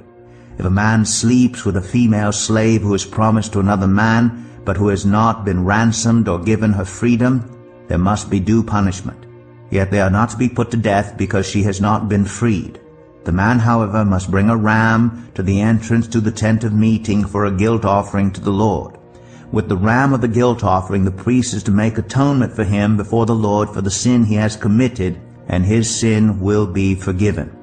When you enter the land and plant any kind of fruit tree, regard its fruit as forbidden. For 3 years you are to consider it forbidden. It must not be eaten. In the 4th year all its fruit will be holy, an offering of praise to the Lord. But in the 5th year you may eat its fruit. In this way your harvest will be increased. I am the Lord your God. Do not eat any meat with the blood still in it. Do not practice divination or seek omens. Do not cut the hair at the sides of your head, or clip off the edges of your beard. Do not cut your bodies for the dead, or put tattoo marks on yourselves. I am the Lord. Do not degrade your daughter by making her a prostitute, or the land will turn to prostitution and be filled with wickedness. Observe my Sabbaths and have reverence for my sanctuary. I am the Lord. Do not turn to mediums or seek out spiritists, for you will be defiled by them. I am the Lord your God. Stand up in the presence of the aged. Show respect for the elderly, and revere your God. I am the Lord. When a foreigner resides among you in your land, do not mistreat them. The foreigner residing among you must be treated as your native born. Love them as yourself, for you were foreigners in Egypt. I am the Lord your God. Do not use dishonest standards when measuring length, weight, or quantity. Use honest scales and honest weights, an honest ephah and an honest hin. I am the Lord your God who brought you out of Egypt. Keep all my decrees and all my laws and follow them. I am the Lord. Leviticus 20. The Lord said to Moses, Say to the Israelites, any Israelite or any foreigner residing in Israel who sacrifices any of his children to Moloch is to be put to death. The members of the community are to stone him. I myself will set my face against him and will cut him off from his people. For by sacrificing his children to Moloch he has defiled my sanctuary and profaned my holy name. If the members of the community close their eyes when that man sacrifices one of his children to Moloch, and if they fail to put him to death, I myself will set my face against him and his family, and will cut them off from their people, together with all who follow him in prostituting themselves to Moloch. I will set my face against anyone who turns to mediums and spiritists to prostitute themselves by following them, and I will cut them off from their people. Consecrate yourselves and be holy, because I am the Lord your God. Keep my decrees and follow them. I am the Lord who makes you holy. Anyone who curses their father or mother is to be put to death. Because they have cursed their father or mother, their blood will be on their own head. If a man commits adultery with another man's wife, with the wife of his neighbor, both the adulterer and the adulteress are to be put to death. If a man has sexual relations with his father's wife, he has dishonored his father. Both the man and the woman are to be put to death. Their blood will be on their own heads. If a man has sexual relations with his daughter-in-law, both of them are to be put to death. What they have done is a perversion. Their blood will be on their own heads. If a man has sexual relations with a man, as one does with a woman, both of them have done what is detestable. They are to be put to death. Their blood will be on their own heads. If a man marries both a woman and her mother, it is wicked. Both he and they must be burned in the fire, so that no wickedness will be among you. If a man has sexual relations with an animal, he is to be put to death, and you must kill the animal. If a woman approaches an animal to have sexual relations with it, kill both the woman and the animal. They are to be put to death. Their blood will be on their own heads. If a man marries his sister, the daughter of either his father or his mother, and they have sexual relations, it is a disgrace. They are to be publicly removed from their people. He has dishonored his sister and will be held responsible. If a man has sexual relations with a woman during her monthly period, he has exposed the source of her flow, and she has also uncovered it. Both of them are to be cut off from their people. Do not have sexual relations with the sister of either your mother or your father, for that would dishonor a close relative. Both of you would be held responsible. If a man has sexual relations with his aunt, he has dishonored his uncle. They will be held responsible. They will die childless.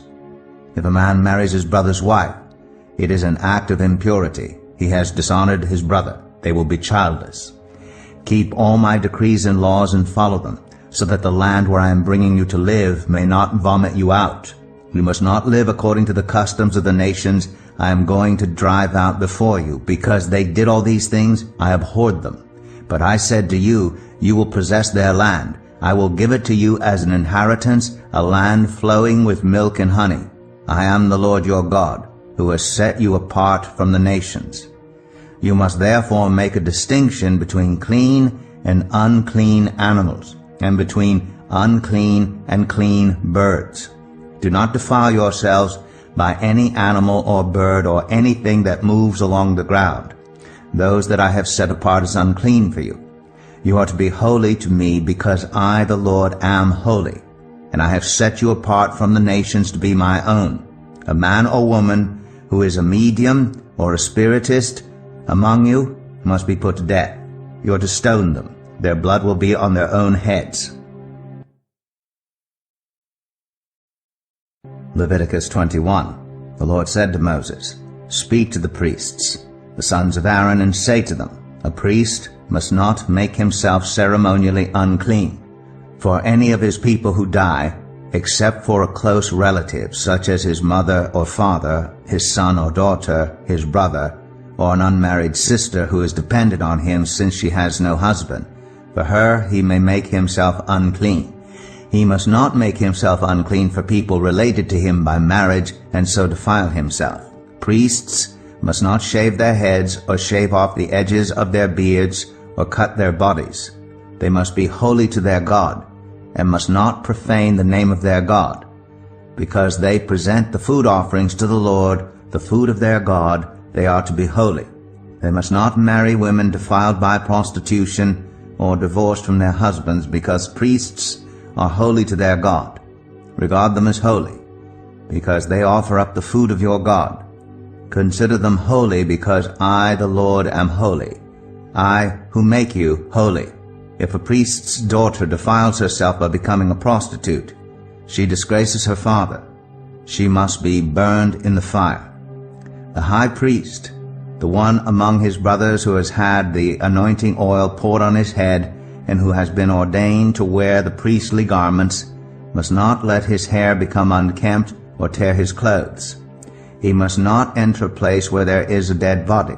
He must not make himself unclean, even for his father or mother, nor leave the sanctuary of his God or desecrate it, because he has been dedicated by the anointing oil of his God. I am the Lord. The woman he marries must be a virgin. He must not marry a widow, a divorced woman, or a woman defiled by prostitution, but only a virgin from his own people, so that he will not defile his offspring among his people. I am the Lord who makes him holy. The Lord said to Moses, Say to Aaron, For the generations to come, none of your descendants who has a defect may come near to offer the food of his God. No man who has any defect may come near. No man who is blind or lame, disfigured or deformed. No man with a crippled foot or hand, or who is a hunchback or a dwarf, or who has any eye defect, or who has festering or running sores or damaged testicles. No descendant of Aaron the priest who has any defect is to come near to present the food offerings to the Lord. He has a defect. He must not come near to offer the food of his God. He may eat the most holy food of his God, as well as the holy food. Yet because of his defect, he must not go near the curtain or approach the altar, and so desecrate my sanctuary. I am the Lord who makes them holy. So Moses told this to Aaron and his sons, and to all the Israelites. Leviticus 22. The Lord said to Moses, Tell Aaron and his sons to treat with respect the sacred offerings the Israelites consecrate to me, so they will not profane my holy name. I am the Lord. Say to them, For the generations to come, if any of your descendants is ceremonially unclean and yet comes near the sacred offerings that the Israelites consecrate to the Lord, that person must be cut off from my presence. I am the Lord. If a descendant of Aaron has a defiling skin disease or a bodily discharge, he may not eat the sacred offerings until he is cleansed. He will also be unclean if he touches something defiled by a corpse or by anyone who has an emission of semen, or if he touches any crawling thing that makes him unclean, or any person who makes him unclean, whatever the uncleanness may be. The one who touches any such thing will be unclean till evening. He must not eat any of the sacred offerings unless he has bathed himself with water. When the sun goes down, he will be clean, and after that he may eat the sacred offerings, for they are his food. He must not eat anything found dead or torn by wild animals, and so become unclean through it. I am the Lord. The priests are to perform my service in such a way that they do not become guilty and die, for treating it with contempt. I am the Lord who makes them holy. No one outside a priest's family may eat the sacred offerings, nor may the guest of a priest or his hired worker eat it. But if a priest buys a slave with money, or if slaves are born in his household, they may eat his food. If a priest's daughter marries anyone other than a priest, she may not eat any of the sacred contributions. But if a priest's daughter becomes a widow or is divorced, yet has no children, and she returns to live in her father's household as in her youth, she may eat her father's food. No unauthorized person, however, may eat it. Anyone who eats a sacred offering by mistake must make restitution to the priest for the offering and add a fifth of the value to it. The priests must not desecrate the sacred offerings the Israelites present to the Lord by allowing them to eat the sacred offerings and so bring upon them guilt requiring payment. I am the Lord who makes them holy. The Lord said to Moses, Speak to Aaron and his sons and to all the Israelites, and say to them, If any of you, whether an Israelite or a foreigner residing in Israel, presents a gift for a burnt offering to the Lord, either to fulfill a vow or as a freewill offering, you must present a male without defect from the cattle, sheep, or goats, in order that it may be accepted on your behalf. Do not bring anything with a defect, because it will not be accepted on your behalf. When anyone brings from the herd or flock a fellowship offering to the Lord to fulfill a special vow, or as a free will offering, it must be without defect or blemish to be acceptable. Do not offer to the Lord the blind, the injured, or the maimed, or anything with warts or festering or running sores. Do not place any of these on the altar as a food offering presented to the Lord. You may, however, present as a freewill offering an ox or a sheep that is deformed or stunted, but it will not be accepted in fulfillment of a vow. You must not offer to the Lord an animal whose testicles are bruised, crushed, torn, or cut. You must not do this in your own land, and you must not accept such animals from the hand of a foreigner and offer them as the food of your God. They will not be accepted on your behalf, because they are deformed and have defects. The Lord said to Moses, When a calf, a lamb, or a goat is born, it is to remain with its mother for 7 days. From the 8th day on, it will be acceptable as a food offering presented to the Lord. Do not slaughter a cow or a sheep and its young on the same day. When you sacrifice a thank offering to the Lord, sacrifice it in such a way that it will be accepted on your behalf. It must be eaten that same day. Leave none of it till morning. I am the Lord. Keep my commands and follow them. I am the Lord. Do not profane my holy name, for I must be acknowledged as holy by the Israelites. I am the Lord who made you holy and who brought you out of Egypt to be your God. I am the Lord.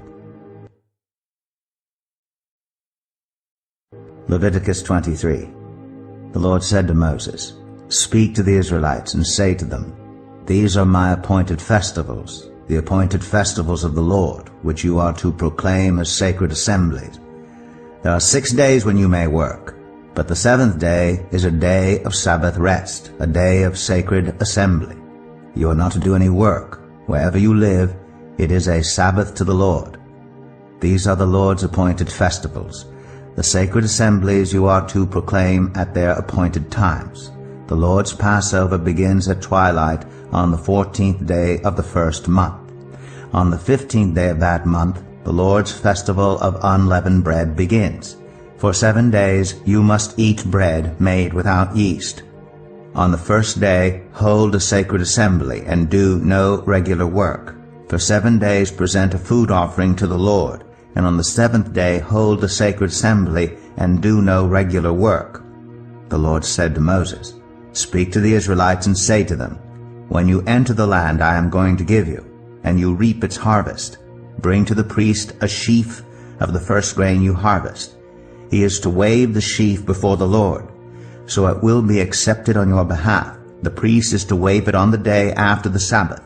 On the day you wave the sheaf, you must sacrifice as a burnt offering to the Lord a lamb a year old without defect, together with its grain offering of 2/10 of an ephah of the finest flour mixed with olive oil, a food offering presented to the Lord, a pleasing aroma, and its drink offering of a quarter of a hin of wine.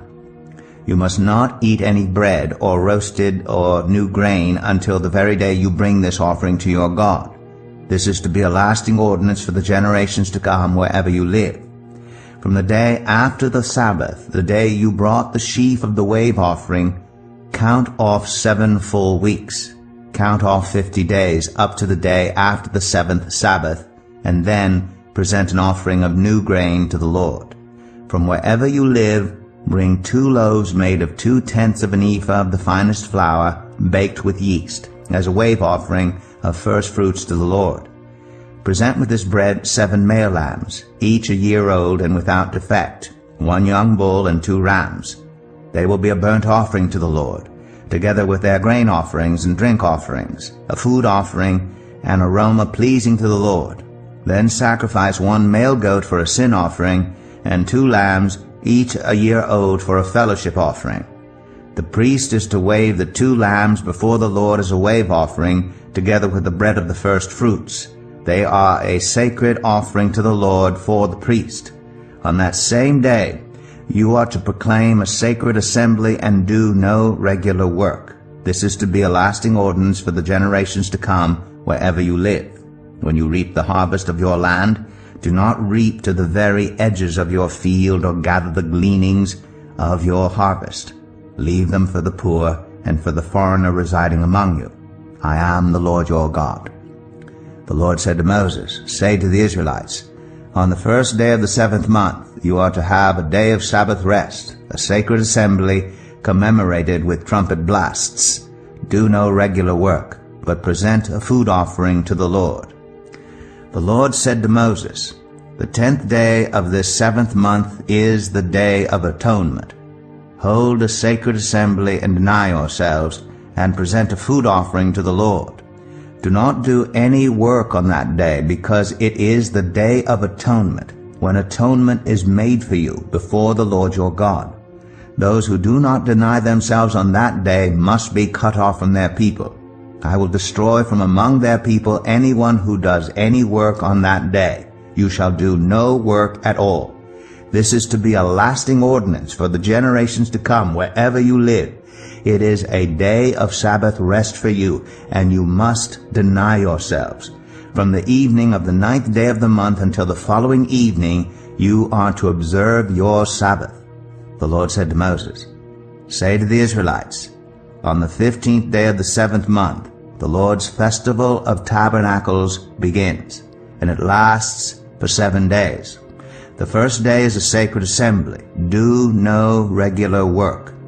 For 7 days present food offerings to the Lord, and on the 8th day hold a sacred assembly, and present a food offering to the Lord. It is the closing special assembly. Do no regular work. These are the Lord's appointed festivals which you are to proclaim as sacred assemblies for bringing food offerings to the Lord, the burnt offerings and grain offerings, sacrifices and drink offerings required for each day. These offerings are in addition to those for the Lord's Sabbaths, and in addition to your gifts and whatever you have vowed, and all the freewill offerings you give to the Lord. So beginning with the 15th day of the 7th month, after you have gathered the crops of the land, celebrate the festival to the Lord for 7 days. The first day is a day of Sabbath rest, and the 8th day also is a day of Sabbath rest. On the first day you are to take branches from luxuriant trees, from palms, willows, and other leafy trees, and rejoice before the Lord your God for 7 days. Celebrate this as a festival to the Lord for 7 days each year. This is to be a lasting ordinance for the generations to come. Celebrate it in the 7th month. Live in temporary shelters for 7 days. All native-born Israelites are to live in such shelters, so your descendants will know that I had the Israelites live in temporary shelters when I brought them out of Egypt. I am the Lord your God. So Moses announced to the Israelites the appointed festivals of the Lord.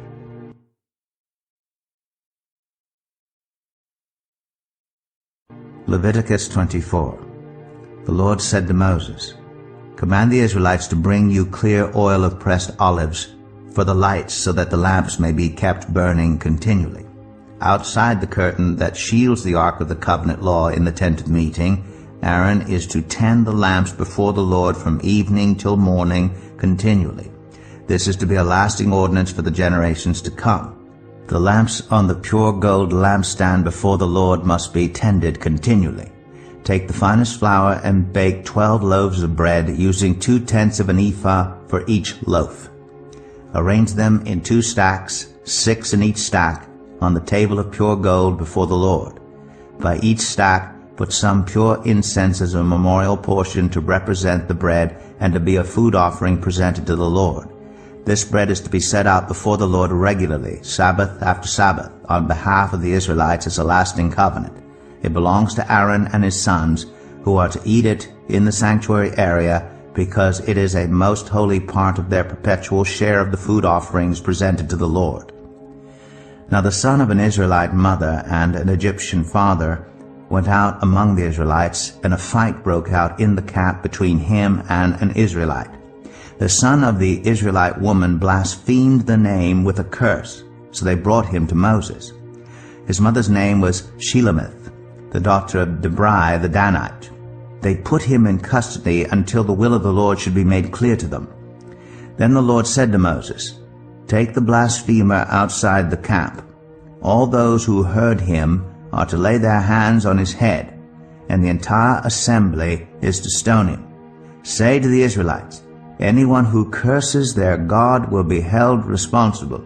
Anyone who blasphemes the name of the Lord is to be put to death. The entire assembly must stone them. Whether foreigner or native born, when they blaspheme the name, they are to be put to death. Anyone who takes the life of a human being is to be put to death. Anyone who takes the life of someone's animal must make restitution, life for life.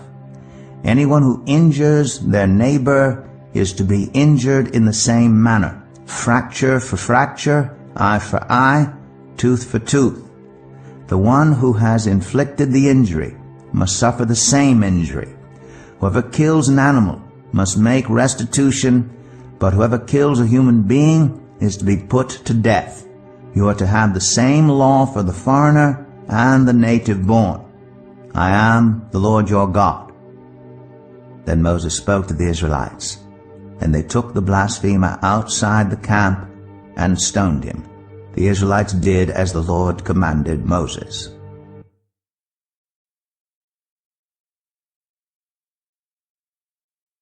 Leviticus 25.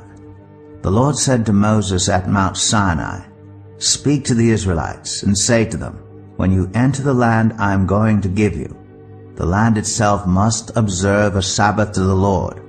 For 6 years sow your fields, and for 6 years prune your vineyards and gather their crops. But in the 7th year the land is to have a year of Sabbath rest, a Sabbath to the Lord. Do not sow your fields or prune your vineyards. Do not reap what grows of itself or harvest the grapes of your untended vines. The land is to have a year of rest. Whatever the land yields during the Sabbath year will be food for you, for yourself, your male and female servants, and the hired worker and temporary resident who live among you, as well as for your livestock and the wild animals in your land. Whatever the land produces may be eaten. Count off 7 Sabbath years, 7 times 7 years, so that the 7 Sabbath years amount to a period of 49 years. Then have the trumpets sounded everywhere on the 10th day of the 7th month. On the Day of Atonement, sound the trumpet throughout your land. Consecrate the 50th year, and proclaim liberty throughout the land to all its inhabitants. It shall be a jubilee for you. Each of you is to return to your family property and to your own clan. The 50th year shall be a jubilee for you. Do not sow, and do not reap what grows of itself, or harvest the untended vines. For it is a jubilee, and is to be holy for you. Eat only what is taken directly from the fields. In this year of jubilee, everyone is to return to their own property. If you sell land to any of your own people or buy land from them, do not take advantage of each other. You are to buy from your own people on the basis of the number of years since the Jubilee, and they are to sell to you on the basis of the number of years left for harvesting crops. When the years are many, you are to increase the price, and when the years are few, you are to decrease the price, because what is really being sold to you is the number of crops. Do not take advantage of each other, but fear your God. I am the Lord your God. Follow my decrees and be careful to obey my laws, and you will live safely in the land. Then the land will yield its fruit, and you will eat your fill and live there in safety. You may ask, what will we eat in the 7th year if we do not plant or harvest our crops? I will send you such a blessing in the 6th year that the land will yield enough for 3 years. While you plant during the 8th year, you will eat from the old crop and will continue to eat from it until the harvest of the 9th year comes in. The land must not be sold permanently, because the land is mine, and you reside in my land as foreigners and strangers. Throughout the land that you hold as a possession, you must provide for the redemption of the land. If one of your fellow Israelites becomes poor and sells some of their property, their nearest relative is to come and redeem what they have sold. If, however, there is no one to redeem it for them, but later on they prosper and acquire sufficient means to redeem it themselves, they are to determine the value for the years since they sold it and refund the balance to the one to whom they sold it. They can then go back to their own property. But if they do not acquire the means to repay, what was sold will remain in the possession of the buyer until the year of Jubilee. It will be returned in the Jubilee, and they can then go back to their property. Anyone who sells a house in a walled city retains the right of redemption a full year after its sale. During that time the seller may redeem it. If it is not redeemed before a full year has passed, the house in the walled city shall belong permanently to the buyer and the buyer's descendants. It is not to be returned in the Jubilee. But houses in villages without walls around them are to be considered as belonging to the open country. They can be redeemed, and they are to be returned in the Jubilee. The Levites always have the right to redeem their houses in the Levitical towns which they possess. So the property of the Levites is redeemable, that is, a house sold in any town they hold, and is to be returned in the Jubilee, because the houses in the towns of the Levites are their property among the Israelites. But the pasture land belonging to their towns must not be sold. It is their permanent possession. If any of our fellow Israelites become poor and are unable to support themselves among you, help them as you would a foreigner and stranger, so they can continue to live among you. Do not take interest or any profit from them, but fear your God, so that they may continue to live among you. You must not lend them money at interest or sell them food at a profit. I am the Lord your God, who brought you out of Egypt to give you the land of Canaan and to be your God.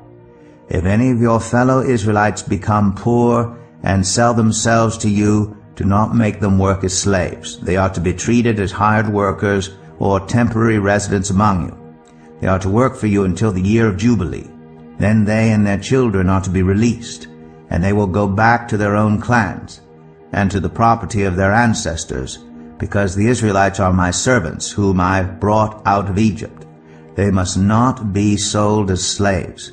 Do not rule over them ruthlessly, but fear your God. Your male and female slaves are to come from the nations around you. From them you may buy slaves. You may also buy some of the temporary residents living among you and members of their clans born in your country, and they will become your property. You can bequeath them to your children as inherited property and can make them slaves for life, but you must not rule over your fellow Israelites ruthlessly. If a foreigner residing among you becomes rich and any of your fellow Israelites become poor and sell themselves to the foreigner or to a member of the foreigner's clan, they retain the right of redemption after they have sold themselves. One of their relatives may redeem them. An uncle or a cousin or any blood relative in their clan may redeem them. Or if they prosper, they may redeem themselves. They and their buyer are to count the time from the year they sold themselves up to the year of Jubilee. The price for their release is to be based on the rate paid to a hired worker for that number of years. If many years remain, they must pay for their redemption a larger share of the price paid for them. If only a few years remain until the year of Jubilee, they are to compute that and pay for their redemption accordingly. They are to be treated as hired workers from year to year. You must see to it that those to whom they owe service do not rule over them ruthlessly. Even if someone is not redeemed in any of these ways, they and their children are to be released in the year of Jubilee. For the Israelites belong to me as servants. They are my servants, whom I brought out of Egypt. I am the Lord your God.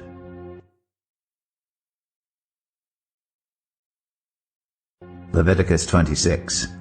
Do not make idols or set up an image or a sacred stone for yourselves, and do not place a carved stone in your land to bow down before it. I am the Lord your God. Observe my Sabbaths and have reverence for my sanctuary. I am the Lord. If you follow my decrees and are careful to obey my commands, I will send you rain in its season, and the ground will yield its crops, and the trees their fruit. Your threshing will continue until grape harvest, and the grape harvest will continue until planting, and you will eat all the food you want, and live in safety in your land. I will grant peace in the land, and you will lie down, and no one will make you afraid. I will remove wild beasts from the land, and the sword will not pass through your country. You will pursue your enemies, and they will fall by the sword before you. 5 of you will chase 100, and 100 of you will chase 10,000, and your enemies will fall by the sword before you. I will look on you with favor, and make you fruitful and increase your numbers, and I will keep my covenant with you. You will still be eating last year's harvest when you will have to move it out to make room for the new. I will put my dwelling place among you, and I will not abhor you. I will walk among you and be your God, and you will be my people. I am the Lord your God, who brought you out of Egypt, so that you would no longer be slaves to the Egyptians. I broke the bars of your yoke, and enabled you to walk with heads held high. But if you will not listen to me, and carry out all these commands, and if you reject my decrees and abhor my laws, and fail to carry out all my commands, and so violate my covenant, then I will do this to you. I will bring on you sudden terror, wasting diseases, and fever that will destroy your sight and sap your strength. You will plant seed in vain, because your enemies will eat it. I will set my face against you, so that you will be defeated by your enemies. Those who hate you will rule over you, and you will flee even when no one is pursuing you. If after all this you will not listen to me, I will punish you for your sins 7 times over. I will break down your stubborn pride, and make the sky above you like iron, and the ground beneath you like bronze. Your strength will be spent in vain, because your soil will not yield its crops, nor will the trees of your land yield their fruit. If you remain hostile toward me, and refuse to listen to me, I will multiply your afflictions 7 times over, as your sins deserve. I will send wild animals against you, and they will rob you of your children, destroy your cattle, and make you so few in number that your roads will be deserted. If in spite of these things you do not accept my correction, but continue to be hostile toward me, I myself will be hostile toward you, and will afflict you for your sins 7 times over. And I will bring the sword on you to avenge the breaking of the covenant. When you withdraw into your cities, I will send a plague among you, and you will be given into enemy hands. When I cut off your supply of bread, 10 women will be able to bake your bread in 1 oven, and they will dole out the bread by weight. You will eat, but you will not be satisfied. If in spite of this you still do not listen to me, but continue to be hostile toward me, then in my anger I will be hostile toward you, and I myself will punish you for your sins 7 times over. You will eat the flesh of your sons and the flesh of your daughters. I will destroy your high places, cut down your incense altars, and pile your dead bodies on the lifeless forms of your idols, and I will abhor you. I will turn your cities into ruins and lay waste your sanctuaries, and I will take no delight in the pleasing aroma of your offerings. I myself will lay waste the land, so that your enemies who live there will be appalled. I will scatter you among the nations, and will draw out my sword and pursue you. Your land will be laid waste, and your cities will lie in ruins. Then the land will enjoy its Sabbath years all the time that it lies desolate, and you are in the country of your enemies. Then the land will rest and enjoy its Sabbaths. All the time that it lies desolate, the land will have the rest it did not have during the Sabbaths you lived in it. As for those of you who are left, I will make their hearts so fearful in the lands of their enemies that the sound of a wind-blown leaf will put them to flight.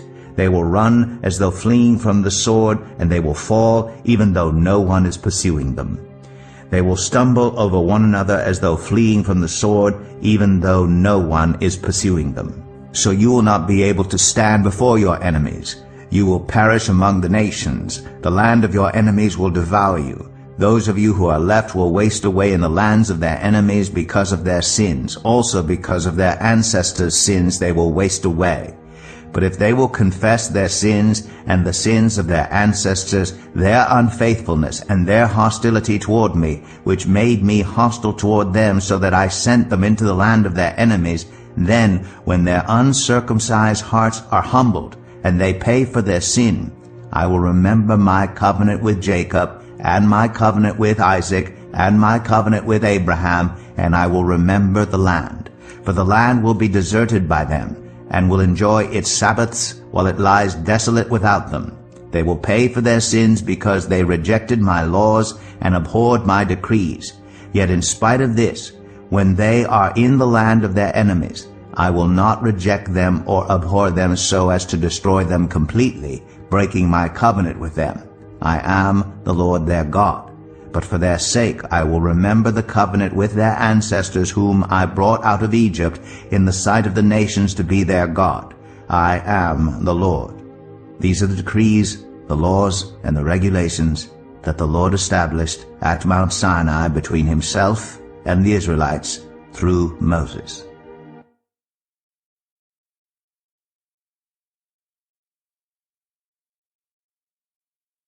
Leviticus 27. The Lord said to Moses, "Speak to the Israelites and say to them, if anyone makes a special vow to dedicate a person to the Lord by giving the equivalent value, set the value of a male between the ages of 20 and 60 at 50 shekels of silver according to the sanctuary shekel. For a female, set her value at 30 shekels. For a person between the ages of 5 and 20, set the value of a male at 20 shekels and of a female at 10 shekels. For a person between 1 month and 5 years, set the value of a male at 5 shekels of silver and that of a female at 3 shekels of silver. For a person 60 years old or more, set the value of a male at 15 shekels and of a female at 10 shekels. If anyone making the vow is too poor to pay the specified amount, the person being dedicated is to be presented to the priest, who will set the value according to what the one making the vow can afford. If what they vowed is an animal that is acceptable as an offering to the Lord, such an animal given to the Lord becomes holy. They must not exchange it or substitute a good one for a bad one, or a bad one for a good one. If they should substitute one animal for another, both it and the substitute become holy. If what they vowed is a ceremonially unclean animal, one that is not acceptable as an offering to the Lord, the animal must be presented to the priest, who will judge its quality as good or bad. Whatever value the priest then sets, that is what it will be. If the owner wishes to redeem the animal, a fifth must be added to its value. If anyone dedicates their house as something holy to the Lord, the priest will judge its quality as good or bad. Whatever value the priest then sets, so it will remain. If the one who dedicates their house wishes to redeem it, they must add a fifth to its value, and the house will again become theirs. If anyone dedicates to the Lord part of their family land, its value is to be set according to the amount of seed required for it, 50 shekels of silver to a homer of barley seed. If they dedicate a field during the year of Jubilee, the value that has been set remains. But if they dedicate a field after the Jubilee, the priest will determine the value according to the number of years that remain until the next year of Jubilee, and its set value will be reduced. If the one who dedicates the field wishes to redeem it, they must add a fifth to its value, and the field will again become theirs. If, however, they do not redeem the field, or if they have sold it to someone else, it can never be redeemed. When the field is released in the Jubilee, it will become holy, like a field devoted to the Lord. It will become priestly property. If anyone dedicates to the Lord a field they have bought, which is not part of their family land, the priest will determine its value up to the year of Jubilee, and the owner must pay its value on that day as something holy to the Lord.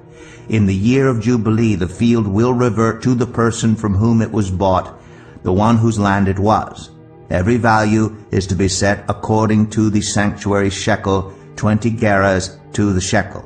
No one, however, may dedicate the firstborn of an animal, since the firstborn already belongs to the Lord. Whether an ox or a sheep, it is the Lord's.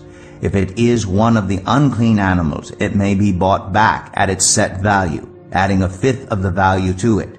If it is not redeemed, it is to be sold at its set value.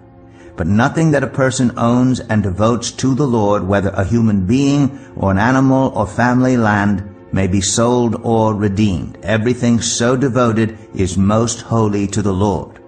No person devoted to destruction may be ransomed. They are to be put to death. A tithe of everything from the land, whether grain from the soil or fruit from the trees, belongs to the Lord. It is holy to the Lord.